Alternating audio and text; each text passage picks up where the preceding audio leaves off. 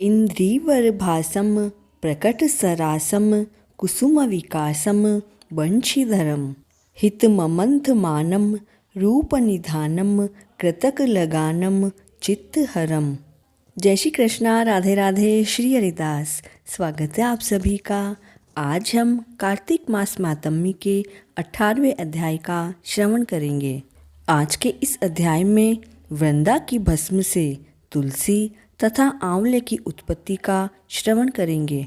नारद जी बोले, हे राजन, वहाँ देवताओं द्वारा बोए हुए बीजों से 3 वनस्पति उत्पन्न हुई। ब्रह्मा की स्त्री के बीजों से धात्री, आंवला, लक्ष्मी के बीजों से मालती और गौरी के दिए हुए बीजों से तुलसी उत्पन्न हुई। ये ही क्रमानुसार रजोगुण, सतोगुण और तमोगुण हुई है। जब विष्णु ने विलास में स्त्री रूपी वनस्पति को वृंदा के रूप में देखा तो वे वहाँ उठ बैठे। कामातुर विष्णु ने उन्हें प्रीतिपूर्वक देखा और तुलसी तथा धात्री ने भी विष्णु की ओर प्रेम पूर्वक देखा। जो बीज लक्ष्मी ने ईर्ष्या करके दिया था, उससे उत्पन्न हुई स्त्री लक्ष्मी से ईर्ष्या करने लगी, अतः उसका अति निंदित बर्बरी नाम रखा। धात्री और तुलसी विष्णु को प्रीति देने के कारण प्रीति बढ़ाने वाली हुई।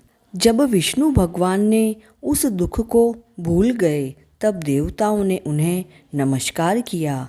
देवों द्वारा स्तुति को करने पर विष्णु उन दोनों को साथ लेकर वैकुंठ लोक को गए। इसलिए कार्तिक के व्रत में तुलसी के वृक्ष के पास विष्णु का पूजन होता है। यही कारण है कि तुलसी विष्णु में प्रीति बढ़ाने वाली बनी है।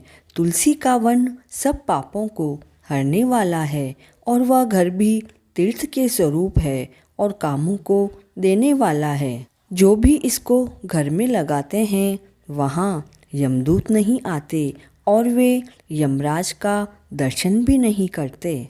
नर्मदा नदी का दर्शन, गंगा स्नान और तुलसी वन का सत्संग, ये तीनों समान फलदायक हैं।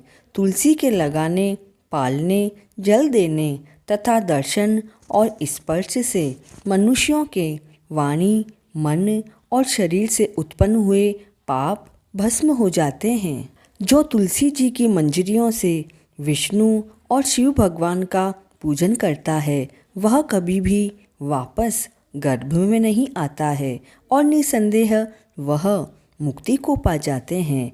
पुष्कर जैसे तीर्थ, गंगा जैसी नदी, वासुदेव जैसे देवता, ये सभी तुलसी में रहते हैं। तुलसी की मूल रज किसी भी अंग पर लगाकर प्राणों को छोड़ने वाला सैकड़ों पापों से युक्त होने पर भी यमराज उसको कभी नहीं देख सकता। हे राजन, वह विष्णु के ही समीप रहता है, यह सत्य है। तुलसी लकड़ी के चंदन को धारण करने वाला व्यक्ति के शरीर को पाप स्पर्श नहीं करता।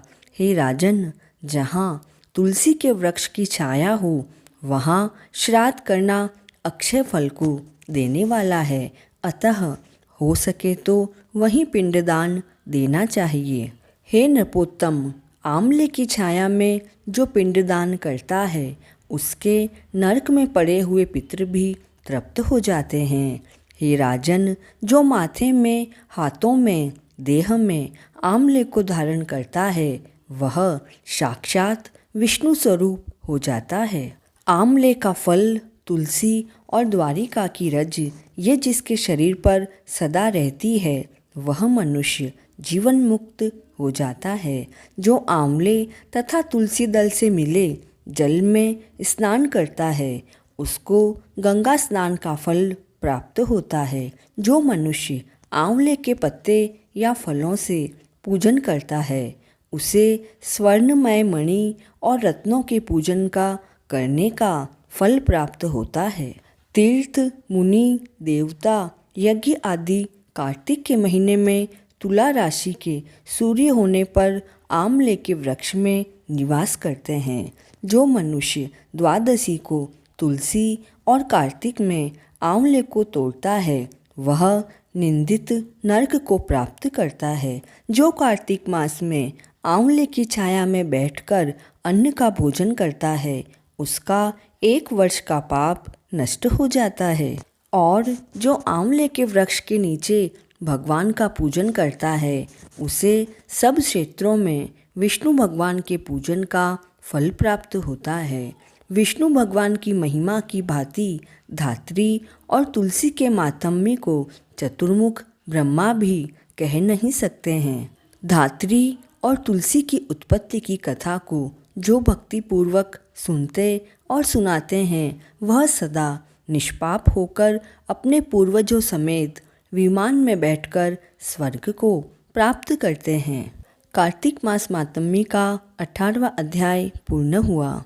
भैया दूज की कहानी का लिंक डिस्क्रिप्शन बॉक्स में दे रखा है, अतः भैया दूज की कहानी को अवश्य सुनें। जय श्री कृष्णा।